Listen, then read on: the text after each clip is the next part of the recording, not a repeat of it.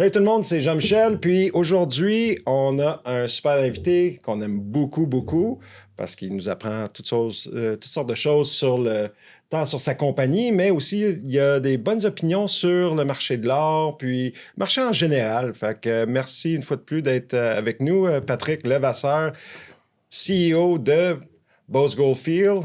Alors, Patrick, comment ça va? Ben, ça va bien. Merci. Merci encore de me réinviter. Puis, non, ça va bien. Je veux dire, la compagnie va bien, les projets vont bien. La seule chose qui ne va pas, ben, c'est le marché. Avant qu'on était dans l'entrevue, Patrick, tu me parlais comme quoi que tu regardais les marchés, puis tu trouvais, il y avait des corrélations que tu trouvais relativement intéressantes, puis surtout Oui. dans le marché américain par rapport à des capitalisations sur le S&P. Fait que tu peux-tu m'en parler un peu parce que j'ai trouvé ça super Ah, intéressant. ben oui. Regarde, non, c'est vrai, c'est vrai.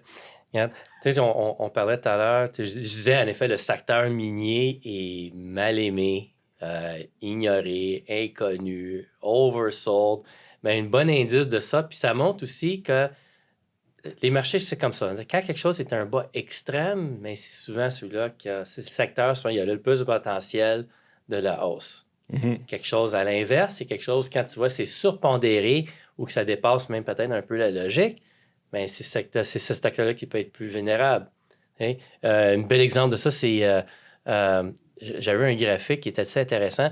Quand tu regardes dans l'indice S&P 500, tu prends Microsoft et Apple ensemble et leur capitalisation est plus gros que tous plusieurs secteurs. Là, tu prends le secteur minier, le secteur des utilities, ça c'est équivalent, parce qu'aux États-Unis, les Hydro-Québec, mais ils sont tous privés puis ils sont cotés à la bourse. Tu prends ces compagnies-là, tu prends le secteur l'immobilier, OK, même, même. qui est coté à la bourse. Mais oui, tout ça ensemble, même le secteur materials, tout ça ensemble, et à Microsoft et Apple, ces deux compagnies-là, c'est plus grand de tous ces secteurs-là mis ensemble. OK. Ça donne quelque chose. Ben ouais. Fait que You là, know? tu sais qu'à un certain point, À un certain point. Microsoft et Apple, quand ça swing, ben, tu Ça sais, à un moment c'est donné, ça ça. dicte le Oui. marché en général. Exact. Puis on commence à le voir. Tu sais, je veux dire, quand tu regardes le Nasdaq, on dirait que, tu sais, c'est à peu faire une courbe et juste regarder le graphique, par exemple, une charte du Nasdaq ou le DAR, puis regarde ça sur 20 ans. OK. Les dernières, surtout 18 ans, tu vois une charte là, qui n'a jamais arrêté. C'était le bas, le bas gauche aller jusqu'à la haute droite, comme ça. Puis quand tu regardes notre secteur qu'on est au Canada, le secteur, le TSX Venture, Oui. mais c'est l'inverse. Ça fait quoi? Ça fait 16 ans, en effet, que, je veux dire, c'est à la baisse. Oui, on a eu des hauts, 2012 en retour, puis après ça, 2021, il y a eu Un petit boom, un là. petit boom, un bon boom, le boom COVID là, qui est arrivé, le bas et le boom COVID, que j'appelle. Mais quand tu regardes, quand tu regardes ces indices-là, on voit qu'il y a une corrélation inverse. Ça fait 16 ans que ça baisse, une tendance à la baisse, puis l'autre, ça fait au-dessus de 16 ans que c'est une fusée qui n'a jamais arrêté. Mais là, on commence à voir. Puis ça, c'est juste du visuel. Hein? Tu as juste regardé ça. C'est rien de fantastique. C'est pas des grosses mathématiques. C'est du visuel. Tu regardes la chape. Puis tu vois la Nasdaq, mais ça commence à courber c'est comme perdre du souffle. OK. Et tous ces grands indices-là commencent à perdre du souffle. À l'inverse, tu as le TSX Venture, ou la TSX, la bourse croissance, en effet, qui est à son bas. Vraiment un bas. Tellement bas, là, pour avoir une capitalisation équivalente, mais tu peux même reculer jusqu'à 40 ans. OK. Tellement que c'est bas. OK, quand même. Là. You know? Voilà. Mais on voit que quand les choses changent, mais ça peut aller vite. C'est juste ça, c'est une observation, je trouve ça très intéressant. Ça veut dire, là, est-ce que c'est indicatif que, si les grandes bourses commencent à perdre du souffle et ça descend, est-ce que c'est la phase où la bourse TSX croissance elle monte. à remonter. On verra, mais ça T'as- commence à garder assez attrayant quand on dit de ce côté-là. Ben ouais, Oui. t'as vu tes marqueurs, puis historiquement, tu te dis, tu Oui. sais, peut-être on est dans un nouveau cycle qui va bénéficier l'industrie minière. Puis... Oui, je dis, je peux jouer. Il y a beaucoup d'indices, puis beaucoup de monde qui parle à qu'est-ce que ça peut être ça. Mais on verra. Mais je pense qu'on est bien placé pour ça. Quand on voit ça, quand quelque chose, là, out of sight, out of mind, oh, fais attention. Souvent, c'est les secteurs que, je veux dire, des fois, il faut que tu watch. Ouais, Mais, you know. puis tu sais, la tendance des gens de vendre leurs actions quand les marchés sont bas, ça, c'est le bout où, tu sais, oui, le monde sont découragés, le monde sont fatigués, mais tu sais, c'est pas toi, c'est pas moi, c'est Warren Buffett qui l'a dit, tu sais, c'est quand ces marchés sont bas, puis tu crois dans quelque chose, c'est là où tu achètes. Écoute, moi avant, comme on dit, ceux qui nous disent, je veux dire, ma carrière avant que j'étais président des sociétés d'exploration minière, j'étais courtier à valeur mobilière. Tu sais, je veux dire, j'étais chez Scotia McLeod, Research Capital. J'ai eu beaucoup de fun. Puis je veux dire, ma spécialité, en effet, c'était des capitalisations qui bougeaient. Puis j'étais dans une période là où ça bougeait, où que la TSX croissance de 2002 à 2008, c'était une croissance phénoménale. Tu sais, on avait été jusqu'à 3000. Tu sais, on est 500 aujourd'hui. OK. Hein? On avait descendu à 300 même. Ouais. Puis je veux dire, à 2008, ça avait un haut c'était allé à 3000. Ça, je veux dire, c'était le fun. Mais quand même, j'ai vécu là. Puis aussi, quand je commençais à être courtier, j'avais des clients qui avaient du Nortel, mais il n'y a rien de plus difficile. C'est la nature humaine, tu sais. C'est comprenable, mais c'est comme... Quand une action est haut, c'est difficile à faire quelqu'un vendre, puis c'est difficile, quand une action est bas, de les faire acheter. Ouais. On va être le contraire. Ça va être facile de convaincre quelqu'un à acheter quand l'action est bas, et ça va être facile de les convaincre à vendre quand c'est haut. Mais la nature humaine est faite comme ça. C'est l'inverse. Mais c'est comme ça. Ben, ça tombe dans, comme tu dis, c'est la nature humaine, mais l'affaire qui est intéressante, c'est que le monde, tu sais, disons que moi, je mets de l'argent dans un stock, tu sais, puis il est à 5 cents, je l'achète à 5 cents, puis il est rendu à 15 cents. Mais la mentalité du monde, c'est « Ah non, si je le vends, je vais perdre de l'argent. » Mais tu l'as déjà refait, ton argent. Fait que tu pourrais le vendre à 10 cents, tu vas avoir doublé ta mise. Si tu le vends à 15 cents, ainsi de suite. Fait que, tu sais, c'est la peur de le vendre trop tôt. Oui, il y a ça, c'est sûr. En autant que tu as fait ton argent. Ça arrive souvent. Moi, je dis qu'il y avait des temps, j'ai pas fait de l'argent parce que j'ai vendu trop tôt. Mm-hmm. Mais, fait que c'est pas facile. Non. Mais une affaire, quand tu vois un secteur, quand ça vient une question, qu'est-ce que je veux choisir, qu'est-ce que je devrais choisir, mais quand tu regardes un secteur qui est vraiment à terre, mais est-ce qu'il y a de quoi de bon là-dedans pour ramasser? C'est là où que tu veux être, parce que c'est là où un petit peu de recherche, des bonnes communications, parler avec des gens, puis surtout faire son due diligence tout le temps, là, sur le management, sur la commodité. Ouais. Puis après ça, tu choisis où tu veux être. Puis c'est une affaire de confort aussi. Hein? Tu veux dire, le risque n'est pas pareil pour tout le monde. Hein? Le monde pense qu'on peut prendre le risque, mais le risque, il faut que ça... C'est, comment on dit, faut passer par là. Je veux dire, non, c'est comme ça. Ouais, comme tu dis, c'est des concepts de risque, puis les concepts de risque, c'est tellement individuel, c'est fou. Il y a du monde qui vont acheter la Porsche de l'année. Pour certaines personnes, pour moi, ça, c'est du risque. C'est comme...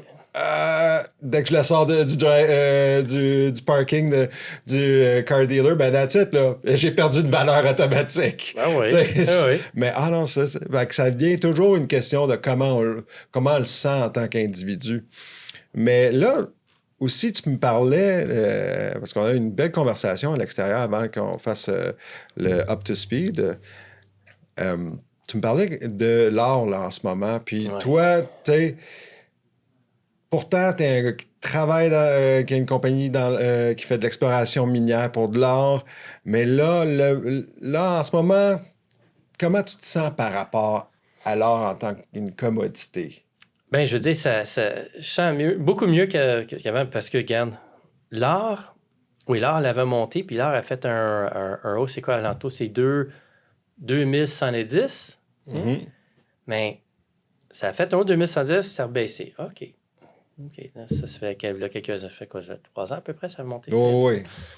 ça l'a remonté, ça l'a testé son haut, pas loin de 2110, mais ça n'a pas frappé. Ça n'a pas cassé, en effet, sa tendance, sa résistance à la hausse, qu'on pourrait dire, à leur baisser. Quand j'ai vu ça, j'ai dit, oh boy, là, ça peut être long. Puis là, je m'attendais que l'or plante. Mais elle l'a pas vraiment fait, tu sais. Puis je trouve ça intéressant parce que là, il y a quelques mois, elle a fait la même chose. Elle a testé, pas loin de 210, mais elle n'a pas franchi ça, tout ça. Mais quand même, elle ne plante pas.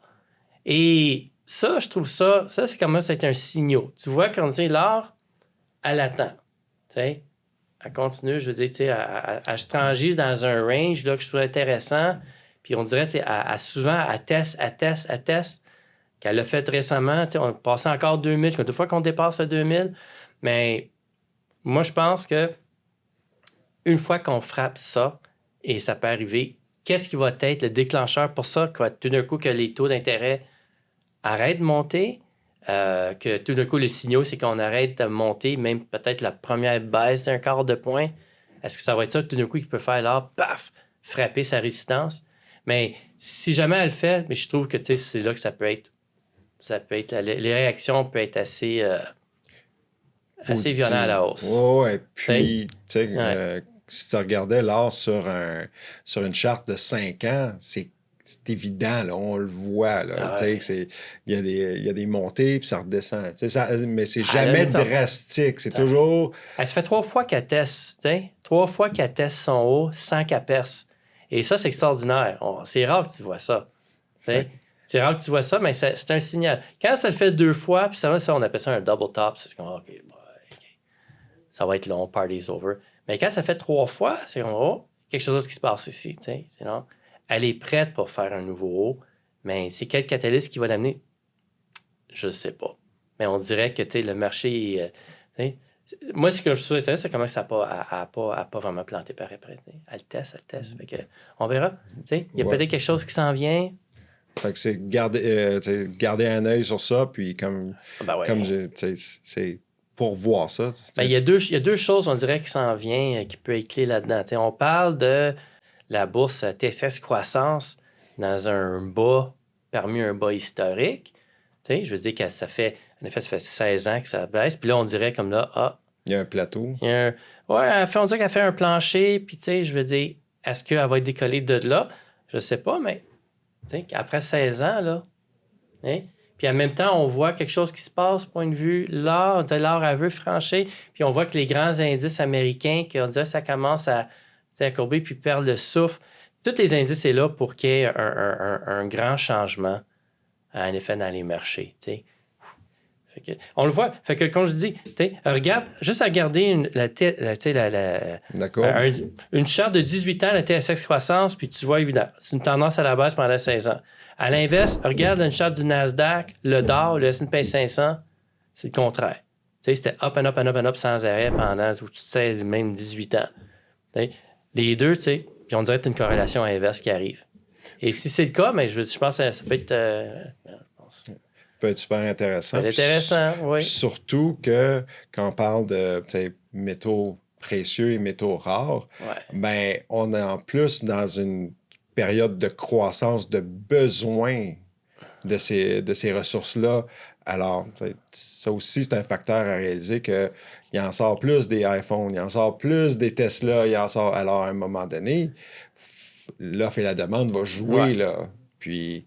Mais là la traite pour l'or, en effet, l'or, c'est une devise. Hein? Oui, ça aussi. Elle comme une devise, puis de mon propre expérience, de l'or, elle est dure à trouver. Tu peux trouver de l'or, mais la trouver en quantité, c'est là le titre. Fait que la rareté de l'or, c'est ce qui fait qu'est-ce qui fait, en effet, qu'il garde sa valeur pendant, je veux dire, les milliers d'années, en effet. C'est ça. C'est effectivement. Puis, vu que tu as abordé le sujet, parle-nous donc de la difficulté, la rareté de trouver l'or pour Bose Goldfield. Parce que depuis qu'on s'est vu... Oui, regarde, on a... Je veux dire, c'est drôle à dire, mais je veux dire, si on compare, j'ai l'action... Je peux pas parler de l'avenir de l'action parce qu'on ne sait pas, puis j'ai aucun contrôle sur ça, mais je peux montrer sur le fondamental. Mais je peux parler du passé, que je trouve intéressant. Je veux dire, quand on était à 30 cents, on était pas... On est tellement plus avancé qu'on est maintenant à 3 cents et demi de quand j'étais à 30 cents. Ça se compare même pas, depuis ce temps-là. Quand on a commencé, la raison d'être de Chandeur en Beauce, c'est exactement ça. C'était parce qu'en Beauce, en effet, l'art qui est retrouvé... Ça, je l'avais déjà dit dans d'autres entrevues, mais je peux le répéter, c'est que en Beauce, c'est là qu'il y a eu la première ruée vers l'art au Canada, avant le Klondike. Et l'art qui était mis là, c'était de l'art placer. C'est de l'art qui était arraché d'une source primaire, puis elle est transportée par les forces de nature, comme les érosions glaciales et autres, et ça a formé des dépôts secondaires en bas des vallées. Puis ces vallées-là qui ont été enterrées par après. Okay? Bon, fait que la ruée vers l'art qui s'est passée en bas, c'était tout l'art qui était miné en bas de ces vallées-là, empressement de la vallée de la rivière Gilbert. Oui. Puis eux autres, ils faisaient des shafts, puis après ça, ils faisaient des tunnels, puis ils ramenaient des shafts, on dirait comme des puits, Ouais. puis ça, des galeries. Puis ils grattaient juste l'art qui était libre, qui était, ou on pourrait dire, un peu comme l'ancienne rivière, pas nécessairement l'ancienne rivière, mais l'art qui s'accumulait en bas de la vallée avant que ça ait été capé par les différentes aires glaciales, le monts-terrain qu'on appelle. Elle venait à la surface, ça qui était miné. Bon.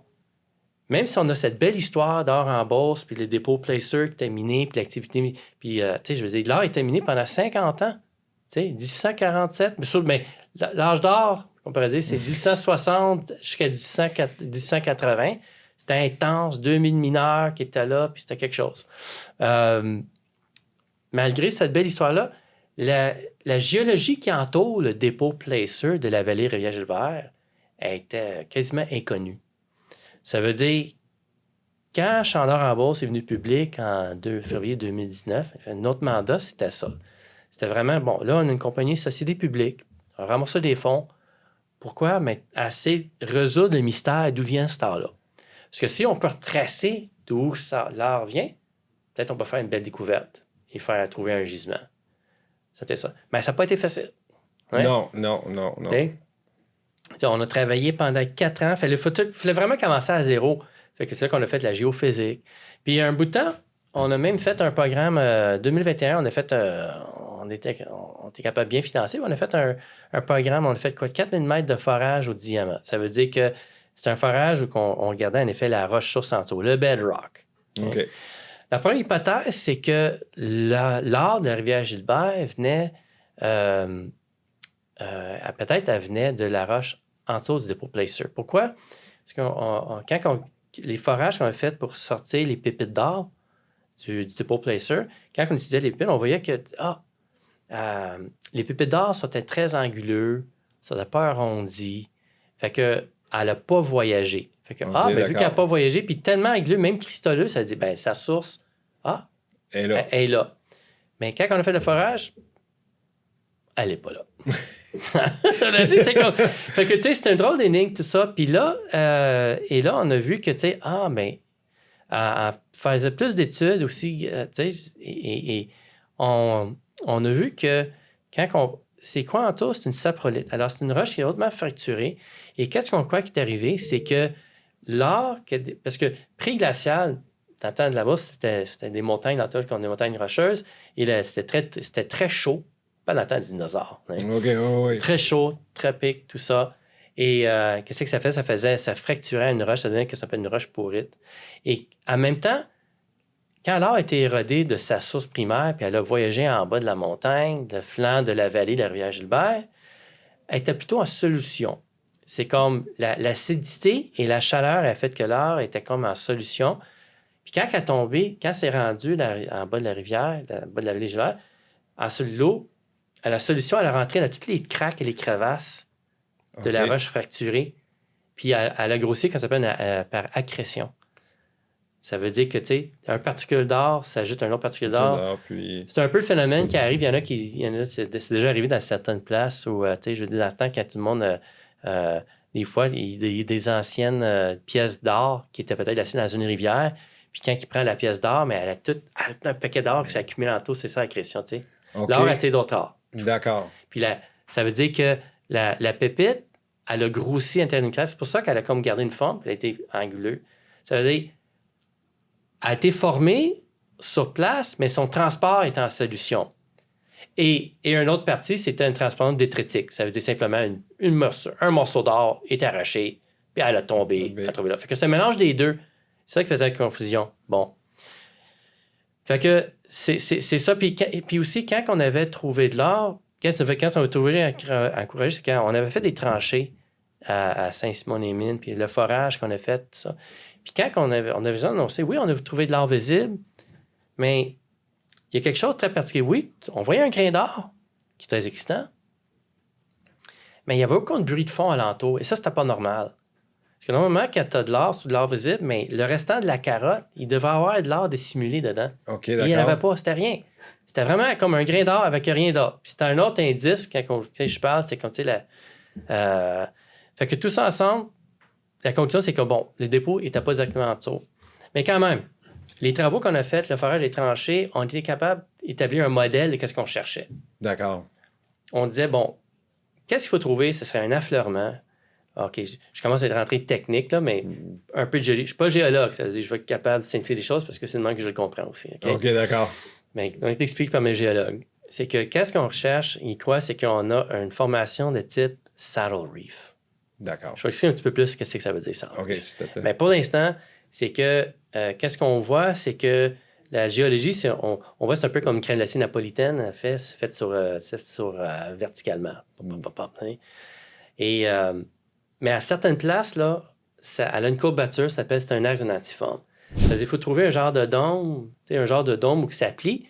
Puis, qu'est-ce qu'on pense, c'est qu'au milieu des plis, c'est là qu'il y aurait eu une fracturation pour créer des veines d'or. OK, d'accord. C'est ça la thèse. Bon, c'est ça qu'on devrait chercher. Ça regarde beaucoup pour ça. Bon. Et on regardait un peu partout. On était chanceux parce que pas loin en haut de la vallée, okay, il y a un prospecteur, M. Grondin, que lui, il a trouvé un affleurement. Puis lui, il avait eu jusqu'à 11 grammes là-dedans. Bon. OK.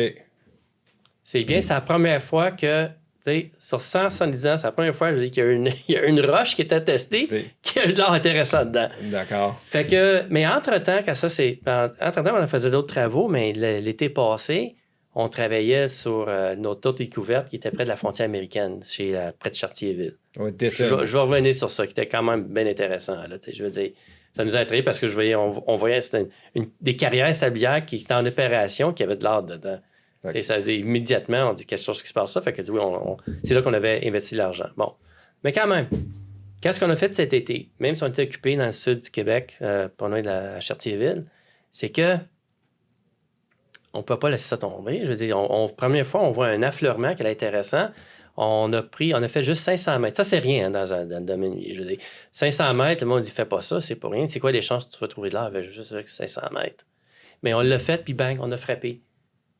T'sais? Je veux dire, ça a passé un peu inaperçu, mais c'était une nouvelle très importante qui est arrivée, ça. On a annoncé quoi, le 1er novembre? Oui, le 1er novembre. J'imagine, je me souviens bien, c'est 8 forages. 8 forages, oui. 8 forages. Ben, en effet, c'est le forage quand vous avez visité cet été qu'on t'a vraiment impressionnant. Oui. C'était fin de l'été.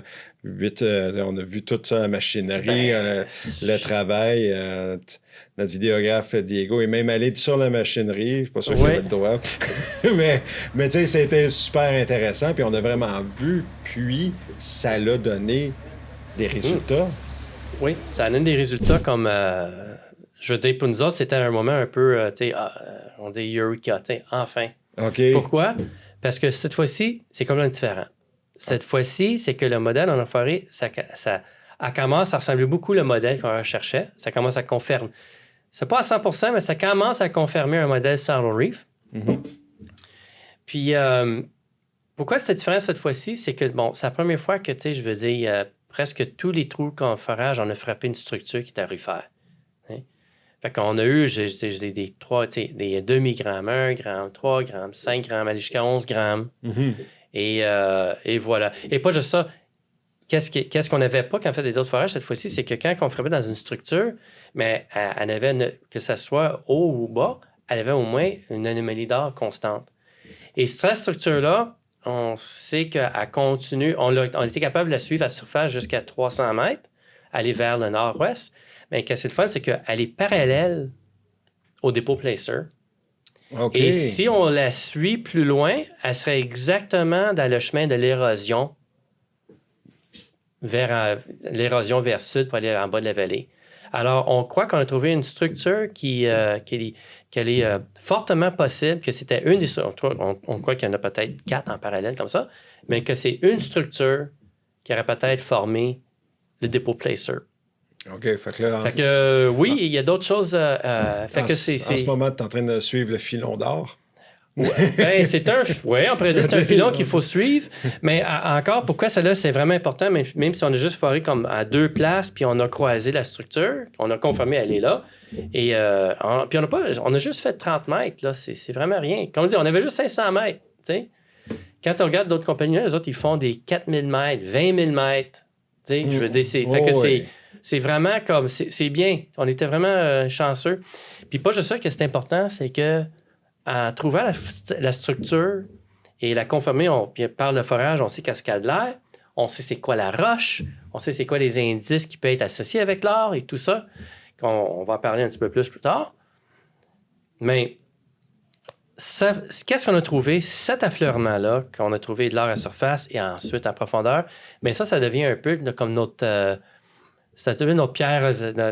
Notre pierre Rosetta, okay. le Rosetta Stone, la fameuse pierre qui était en effet déchiffré l'écriture égyptienne, les hiéroglyphiques. Oui, les hiéroglyphes. Les hiéroglyphes, parce qu'ils ont trouvé une pierre, une côté des hiéroglyphes, puis d'un autre côté, tu avais le grec, puis après ça, le latin. Autre langue, c'est ça. Fait qu'avec ça, ben voilà, c'était la clé qui était capable... La pierre de Rosette. La pierre de Rosette. Fait que ça ressemble un peu à ça. Fait que là, ça veut dire que quand on va faire de la géophysique par-dessus la structure, mais là, on va être capable d'interpréter la géophysique. Okay. Parce qu'avant, on a déjà fait de la géophysique dans le passé, quand on a trouvé une fer, mais toutes les autres informations qu'on avait de la géophysique n'est pas lisable. Parce que tu fais une géophysique, puis toi, tu regardes ça, ça te donne un profil 2D, puis tu vois juste une belle tache rose. Mais on ne sait pas.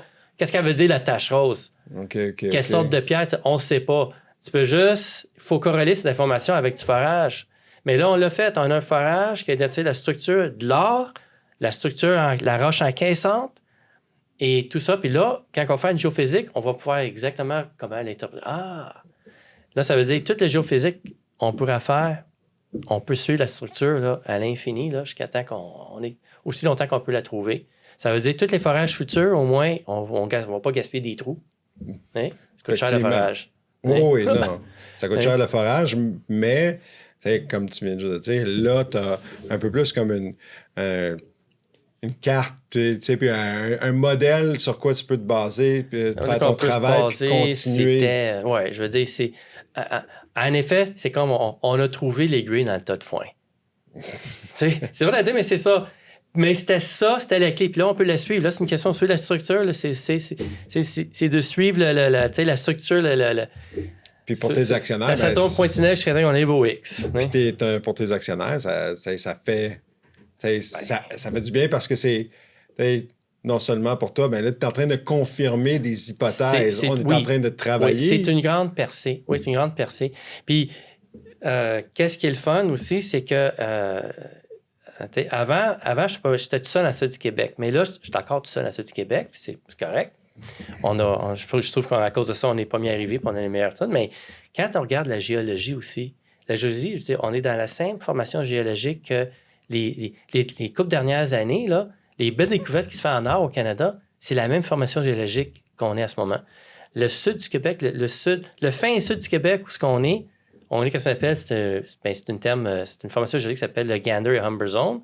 Cette zone-là, elle continue le sud du Québec, elle va un peu dans la Gaspé, Nouveau-Brunswick, un peu Nova Scotia, Nouvelle-Écosse, jusqu'à aller à Terre-Neuve.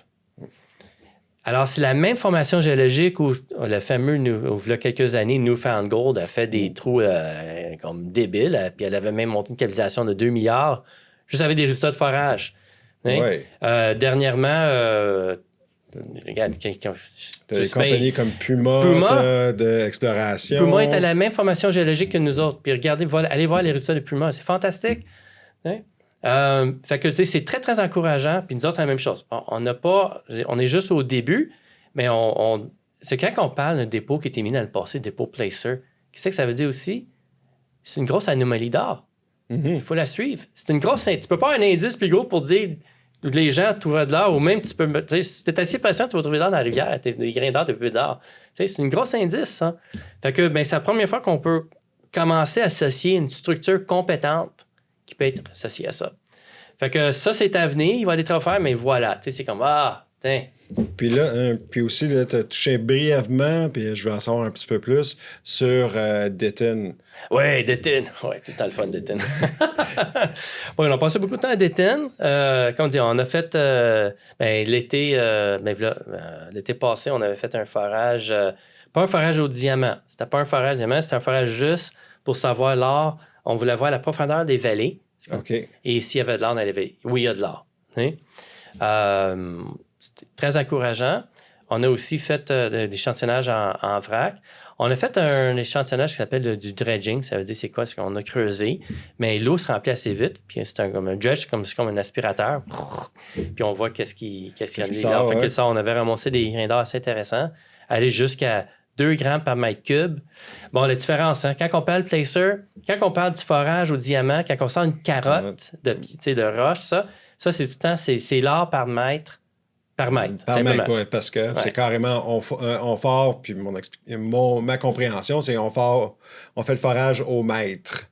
C'est comme ça. C'est aussi simple que ça. Mais là, toi, tu parles, il y a une superficie. Oui, quand on parle de l'or libre, un placer, les règlements, en effet, les règlements les normes géologiques, la façon qu'on doit reporter ça, c'est par mètre cube. OK. Fait que c'est comme ça. Fait qu'on a eu jusqu'à au-dessus de 2 grammes par mètre cube et des 0,6 par mètre cube. Et 0,6, ça paraît beaucoup, mais quand on parle de placer, 0,6, c'est énorme. OK, d'accord. Hein? Oh. C'est énorme parce que quand on regarde des émissions comme Yukon Gold, là, tu sais, Yukon Gold, il y en a beaucoup on voit ça à la télévision, tu sais, puis souvent, c'est comme 3 gars qui travaillent, un dépôt avec un loader, puis tout ça. Mais la réalité au Yukon, là, tu as des opérations de placer qui sont immenses. Là. Ils sont comme 30-40 employés. On va pas ça à la télévision. Eux autres, ils font leurs choses dans le side. Là. Mais eux autres, ils travaillent avec des points 2. OK. Puis c'est c'est du concept de volume. Mais c'est du volume. Ouais. Si tu as du point 2 puis tu fais 500 tonnes à l'heure, ben voilà, après un certain temps, ça s'accumule assez vite, puis voilà, c'est payant. Fait que c'est ça, c'est du volume, hein? C'est simplement ça. Puis Détine, t'as comme un sentiment que c'est mais il faut l'étudier encore. Il faut l'étudier encore parce que je veux dire, Détine, c'est un dépôt pacer. C'est excitant, c'est le fun. Tu travailles un peu, puis tu fais de l'art tout de suite. Fait que c'est des résultats immédiats. C'est encourageant. C'est encourageant, c'est le fun, mais c'est difficile à mesurer. Parce que souvent, un dépôt placer n'est pas homogène. Dans la nature, elle a garagé ça un peu partout. Oh oui. Fait qu'il faut trouver des poches. Fait que tu peux être à une place, là, tu n'as rien, mais si tu aurais été à côté, c'est un autre game psychologique, là, c'est très différent de Saint-Simon-des-Mines. Ouais. Là, Saint-Simon-des-Mines, c'est vraiment du forage traditionnel, travailler la ressource. Ouais. Là, on est plus dans mesurer la ressource, trouver c'est quoi l'étendue de la ressource. Mais quand même, on sort beaucoup d'informations qui est très important parce que ça montre que ça peut être quelque chose d'assez considérable. Pas juste ça, c'est que comme à Saint-Simon-les-Mines, l'or, en effet, le Mont-Terrain est dépendant où on est dans la vallée, mais en grande partie, le Mont-Terrain est pas mal vierge d'or. Il n'y a pas d'or. L'or est vraiment pré-glacial, tapé en bas de la vallée. Okay. Qu'est-ce qu'on voit dans la carrière qu'on a, c'est qu'on voit vraiment deux... On peut catégoriser de l'or placer de deux types. Tu as de l'or, en effet, qui s'appelle tertiaire et quaternaire. OK.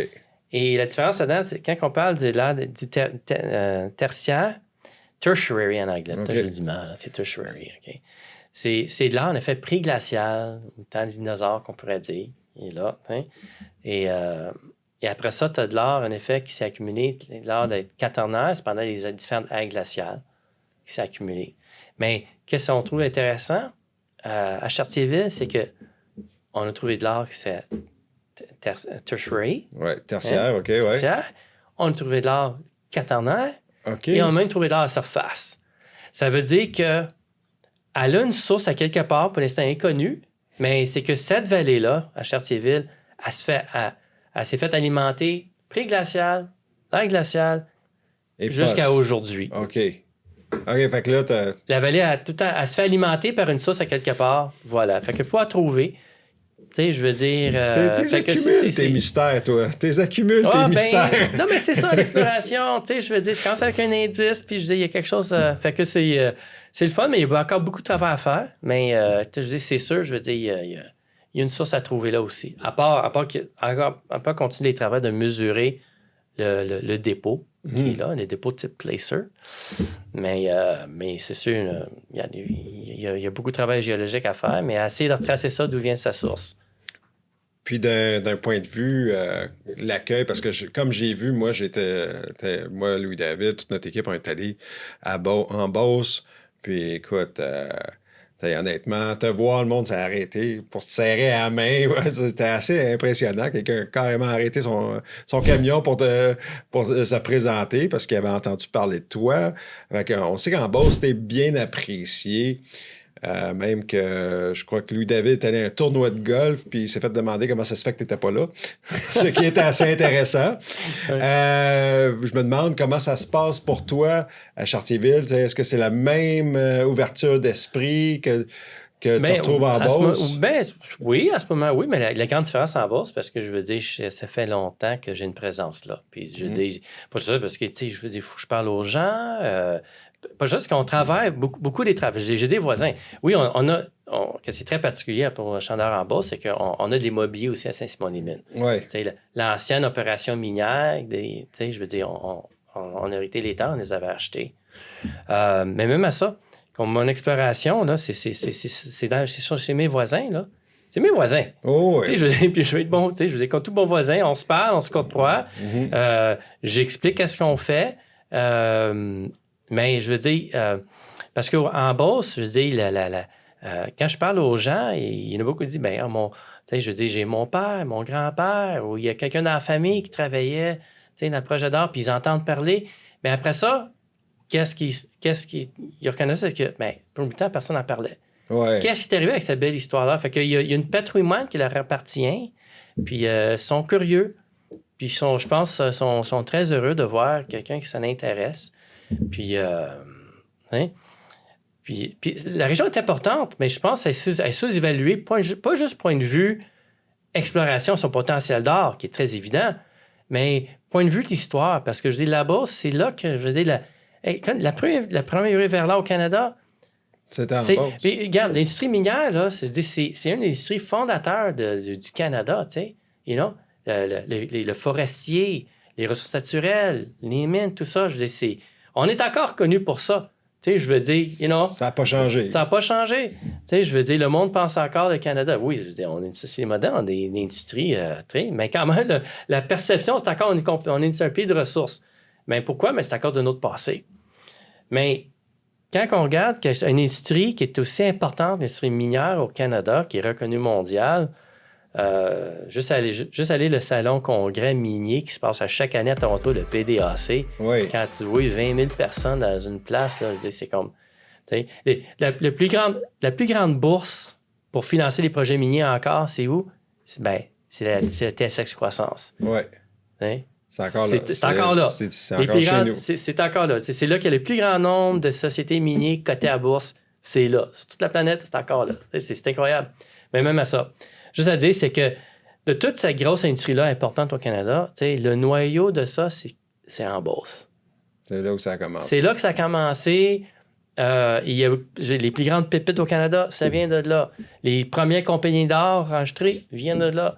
Ça, je l'ai peut-être dit souvent, mais la loi minière qu'on connaît aujourd'hui est arrivée à cause, pour régler c'est quoi le système de claim qu'on connaît aujourd'hui. Tout ça a commencé avec ce qui s'est passé à Beauce, qui est adopté maintenant partout en Amérique du Nord.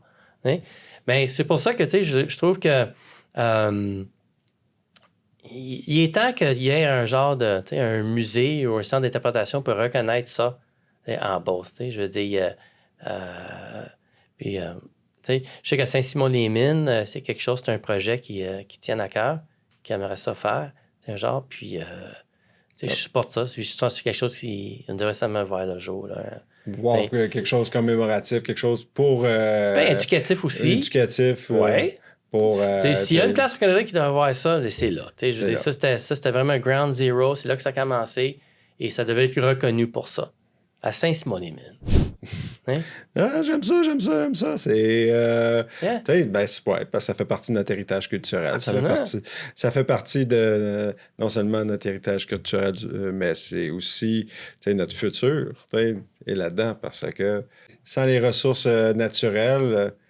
Il n'y a rien qu'on a autour de nous. Là. Exactement. Je veux dire, ressources naturelles, peu importe ce soit, je veux dire, oui. Le Québec, on est choyé parce que, je veux dire, nomme un élément, nomme une ressource, on l'a.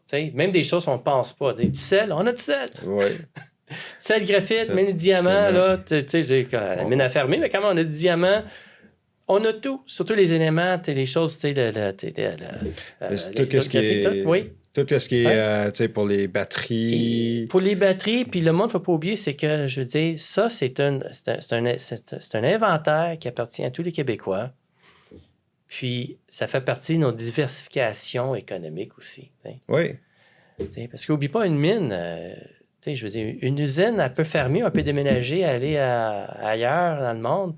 Ben, tu peux pas déménager une mine. Non. Puis des fois, c'est une mine, ça peut... Je veux dire, il y a des mines à Val-d'Or. Regarde, ça fait 3 générations qu'elle opère, puis c'est rendu les... Ça se passe de main en main, mais c'est quand même le même endroit. Des bonnes jobs, bien payés, tout ça. Fait que c'est ça. Je veux dire, c'est important de quand même avoir l'accès à propriété pour en effet faire inventaire de notre sol québécois.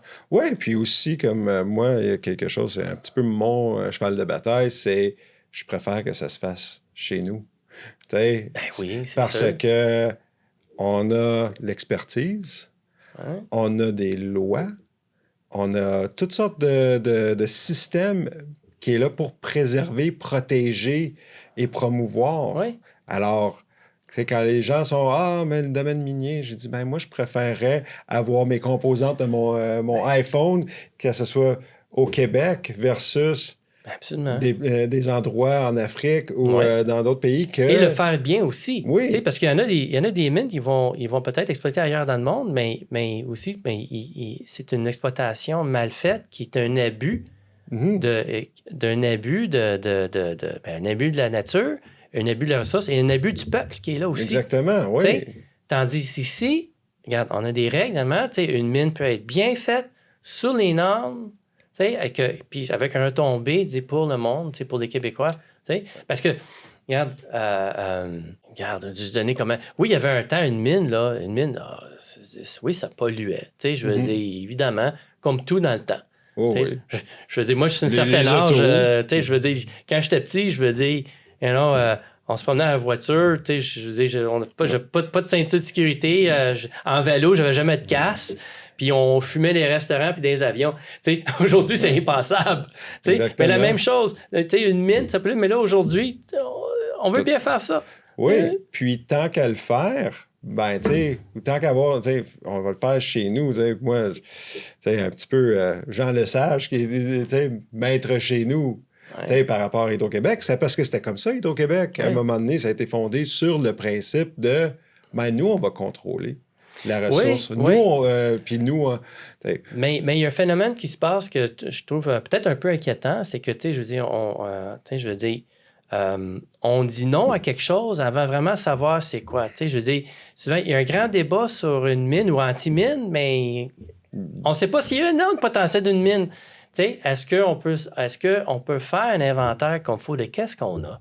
Comme ça peut être discuté, évalué. Puis en effet, c'est le niveau de la découverte qui gère la discussion. Absolument. S'il n'y a rien à la découverte, s'il n'y a rien, il n'y a rien. Il n'y a pas de débat, il n'y en aura pas de mine. Ça peut être un succès géologique, mais ça ne peut être aussi... C'est probablement pas nécessairement un succès commercial. Fait que là, mais au moins, on le sait. On le sait. Ça prend on fait l'inventaire. Puis là, est-ce qu'il y a une bonne façon de le faire? C'est quoi l'empreinte? Je veux dire, une mine peut être... En effet, une carrière, c'est comme une mine. Tu as des petites carrières, il y a des petites mines, puis il y a des grosses mines. Je veux dire, ça dépend. Je veux dire, ça dépend comment... Malheureusement, les dépôts, Dame Nature, elle les a déjà mis là. Oui. Fait que c'est à nous de faire le travail. Oui, il y a ça, je veux dire. Fait que c'est ça. Je trouve c'est que des fois, c'est bon que les compagnies d'exploration aient accès aux propriétés, puis qu'on fait un bon inventaire de qu'est-ce qu'on a. Puis après ça, je veux dire, après ça, on peut choisir, ben, est-ce que le débat devrait être fait? Est-ce que, bon, il y a un dépôt là. Est-ce qu'il devrait être exploité ou non? Mais dire non, même avant qu'on sait qu'est-ce qu'on a. Non, c'est du travail. Non, ça ne devrait pas être comme ça. Non, fait que, non, pas de mine chez nous dans ma cour, mais attends, on n'a même pas fait la découverte encore. Puis l'exploration, je veux dire, l'exploration peut être aussi simple, simplement, je veux dire, prendre une roche, mettre dans un sac, elle s'en va au labo. C'est l'exploration. Aller jusqu'au forage. Moi, j'invite tout le monde, là, quand on fait un forage, venez voir. C'est bien fait, c'est très réglementé. Je veux dire. Je peux le garantir, pour l'avoir vu, c'est fait comme il faut. Puis, en plus, c'est du monde qui font ça, c'est du monde qui travaille là-dedans, c'est des emplois. Ben oui. Fait que c'est encouragé, c'est un écosystème. Il y a quelque chose qu'on parle pas. On parle tout le temps de la discussion comme, à la fin, ben, une mine, c'est quoi une mine? C'est quelle sorte de travail? C'est mais il y a un autre côté de la médaille, tout ça, c'est que juste l'industrie de l'exploration minière, c'est un domaine qui embauche, je veux dire, des milliers de personnes au Québec. C'est des bons salaires. Oui. C'est des bons salaires. Et, je veux dire, et ça a un retombé. Quand je fais l'exploration, je veux dire, on embauche les ressources. Toutes les on c'est tout du bon locaux. Oui, absolument. Et même ceux qui travaillent, comme on dit, les techniciens qu'on embauche, mais presque tout vient de la région. Fait que c'est ça. Comme l'équipe qui est venue faire le forage, mais quoi, ils venaient d'où? Mais ils venaient de Val-d'Or, il y en a qui viennent de Rivière-du-Loup, tout ça. Ils sont venus, tout le monde était. C'est quelque chose qui. Quand j'embauche l'appel, l'excavatrice, mais c'est quelqu'un local. Oui, ça prend. C'est pas juste une chose. C'est pas juste faire de l'exploration. La vraie c'est un retombée, écosystème. souvent, là, il y a quelque chose un peu souvent, la vraie retombée économique, c'est l'exploration, des fois. Oui. Oui, absolument. Parce que le monde, il faut qu'il travaille, hein? Même en région. Puis là, tu parlais d'éventail. Puis là, on va finir avec ça parce que qu'est-ce qui se passe avec Québec Phosphate? Ah! Ça c'est...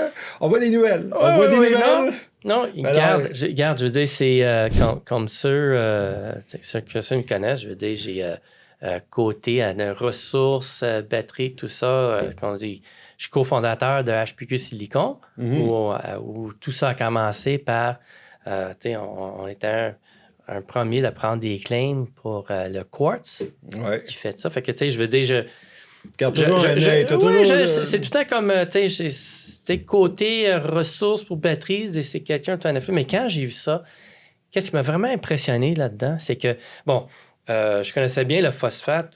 Je connaissais un peu la phosphate au Québec à cause de Ariane Phosphate, une très belle compagnie qui ont un beau gisement. Et eux autres et l'industrie, c'est que c'est tout le temps la phosphate pour l'engrais, les fertiliseurs. L'agriculture. C'est un minéral agriculturel. Bon, c'est resté comme ça. Puis c'est de même que je l'ai connu. Puis je connaissais aussi, il y en a là-dedans, on parlait tout le temps le concept de peak phosphate. Un peu le concept de peak oil, c'est quoi? C'est que il y en a qui croient que s'il n'y a pas des nouveaux dépôts de phosphate découverts, en 10 ans, mais les réserves mondiales vont être à décroissance. Mm-hmm. C'est ça le concept de peak phosphate, un peu comme qu'on disait pour le peak oil. Ouais. Bon. Il y a un grand débat, est-ce qu'on approche, tout ça, c'est quand est-ce? Il y en a qui disent c'est en 10 ans, tout ça. Mais voilà, ça, c'est ce que l'industrie pour le fertiliseur discute à ce moment. OK. Et là, complètement déconnecté, séparé de ça, tout d'un coup, tu as l'industrie de batterie qui ont adopté la batterie qui est après à se faire, la batterie le plus rapide à se faire adopter à ce moment-là, tu sais, je n'ai pas la photo, ils utilisent maintenant, là, puis sa croissance est incroyable, c'est la batterie au lithium fer phosphate. OK. Le lithium encore, mais là, on ajoute le phosphate dans tout ça. Hein? OK? Ça m'a vraiment intrigué. Fait que, mais qu'est-ce que je trouve drôle, c'est que, bon, t'as un secteur d'industrie qui est à forte croissance. Comme presque toutes les voitures électriques en chaîne, c'est la batterie lithium-phosphate. Et là, l'année passée, Tesla a annoncé sur 2 de ses modèles, c'est la batterie de base qui va être ça. Le Ford F-150, une batterie lithium-phosphate. Puis qu'on voit que, tu sais, pourquoi? Parce que, oui, c'est la batterie pas chère. C'est pas la batterie la plus sexy, mais elle fait l'affaire. Exactement. La batterie de base qui vient avec la voiture. Tu fais quelque chose plus performant, plus sexy, puis tu payes plus. Exactement. You know? Ça regarde un peu comme ça. Mais ce que je trouve vraiment intriguant, c'est que ces deux industries, il va y avoir un conflit. Là. Une partie, un qui dit qu'il va en manquer, et l'autre dit « Hey, c'est le fun, c'est ce qu'on utilise. » Puis les deux, là, ça parle pas. On dirait que c'est les... Fait que là, moi, toi, tu t'es mis dans le milieu. Là tu essaies de prendre moi, position. Moi, je pense que ça va dire ça va être, en effet, une ressource qui va être en demande. Oui? On voit la fibre trader de toi. Oui. Quand j'ai vu ça, j'ai dit, that's it. Regarde, j'ai dit à mon géologue, va chercher tout ce qui est phosphate au Québec. Fait que qu'est-ce qui est arrivé? Là, c'est sûr, il y en a qui disent, OK, c'est sûr, ça a suscité un peu pas mal d'intérêt, mais qu'est-ce qu'on a fait? C'est qu'on a pris tout ce qu'on pouvait trouver, que ce soit des anciennes carrières, des gisements, tout ce qu'on a fait qui a phosphate ou la pétine dedans, on l'a pris. Bon. Intéressant. Fait que pour l'instant, c'est ça le stage. T'sais. Mais, on n'a pas avancé plus qu'il faut. Là, je veux dire, on a pris beaucoup de propriétés, plus qu'est-ce qu'on peut faire des travaux dessus, c'est sûr. Mais quand même, on va faire le triage. On sait là-dedans, on a quelque chose de très bon. C'est le faire le triage et garder les meilleurs. Quand tu as le choix, là, en ce moment, tu as le choix. Tu peux faire ça. Absolument, oui. C'est pas là, tu détiens un inventaire assez... Un inventaire, oui. Assez surprenant. Une position dominante qu'on a pris, point de vue en nombre de propriétés et une diversification d'un type de propriété de phosphate aussi. Puis là, tu vas faire ton ménage. On fait le ménage, puis je veux dire, on va voir, mais on va trouver une façon pour monétiser ça pour que ça bénéficie des actionnaires. Ouais, dans le futur, je ne sais pas, je ne peux pas m'avancer plus que ça pour l'instant. Là. Mais c'est déjà là, parce que souvent, la première réaction, c'est attends. Boss Goldfield achète des propriétés de phosphate. Qu'est-ce qui se passe? Puis là, c'est pas une distraction à mon art. Je veux dire, ça, c'est sûr. Mais c'est juste que je ne peux pas m'en passer. Je veux dire, n'oubliez pas, oui, le principal, c'est l'art, mais j'ai vu une bonne occasion, je ne peux pas m'en passer. C'est quelque chose qui peut avoir une valeur. C'est ça aussi, être un bon PDG d'une compagnie publique, c'est savoir... des fois, comment monétiser certaines autres situations qui vont finir être bénéficiaires pour l'actionnaire. Des fois, tu n'as pas changé ta raison d'être de Boss Goldfield. Par contre, ça ne veut pas dire que tu fermes les yeux devant des opportunités pour amener plus de value pour les actionnaires. Il faut, parce que dans mon expérience dans le passé, écoutez, regarde, juste donner le cheminement.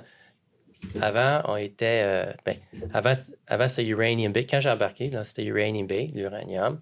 Mais après ça, on a eu le moratoire. Bon, OK. Fait que là, on avait des propriétés d'or.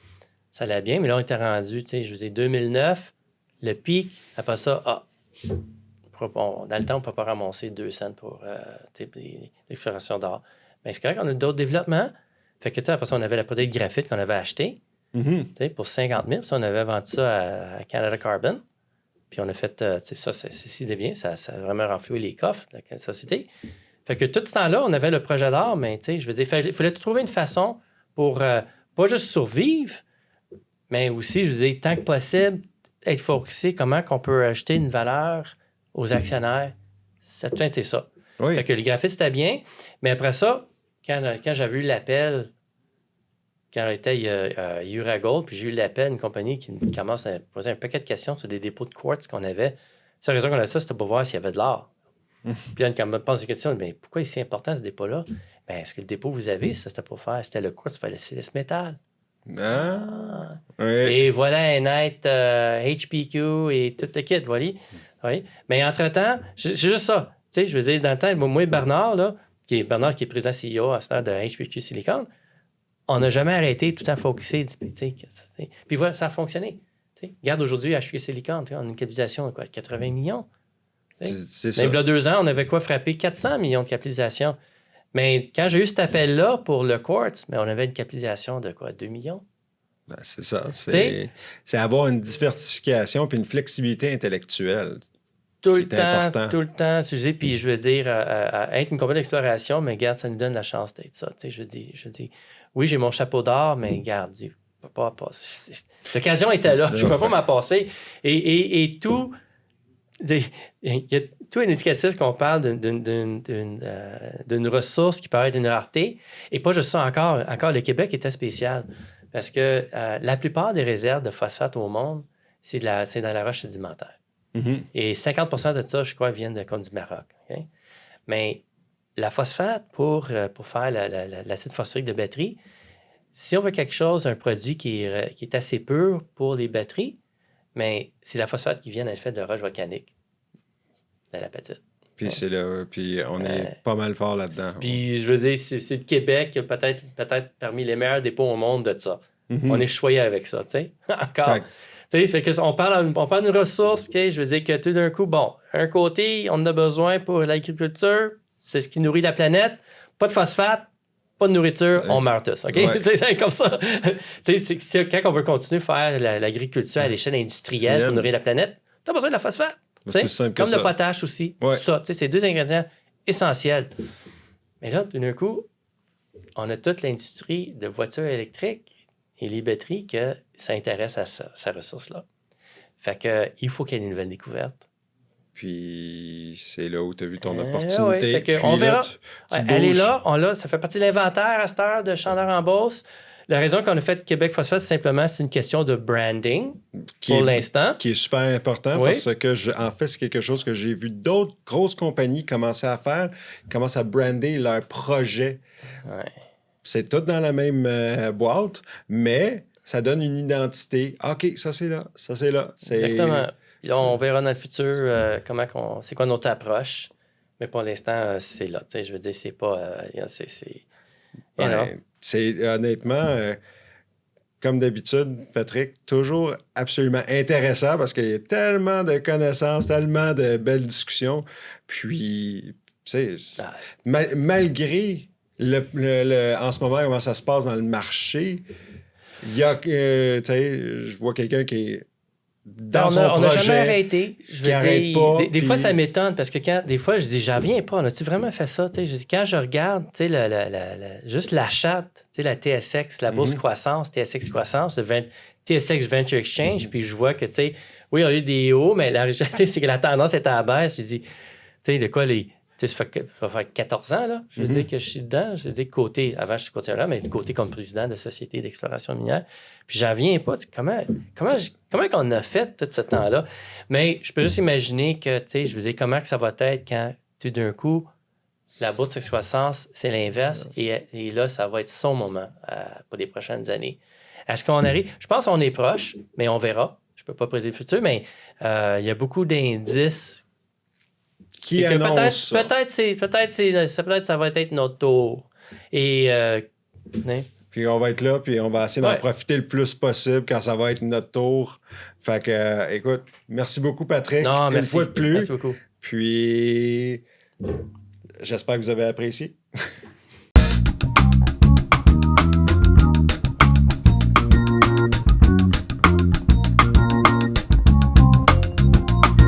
Merci d'avoir regardé cette vidéo. Likez, commentez, partagez, abonnez-vous et regardez la prochaine vidéo juste ici.